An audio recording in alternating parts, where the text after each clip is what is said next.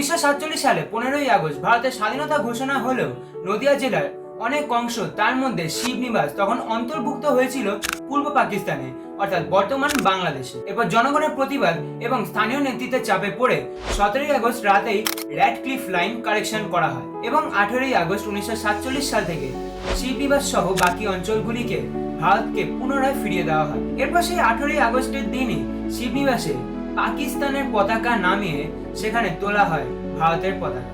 যে এলাকাগুলি পূর্ব পাকিস্তান অর্থাৎ বর্তমান বাংলাদেশে পড়েছিল, বালুরঘাট, রানাঘাট, বনগাঁ, শান্তিপুর এবং গেদে অঞ্চল, যারা 15ই আগস্টের বদলে কিন্তু 18ই আগস্ট স্বাধীনতা দিবস হিসেবে পালন করে।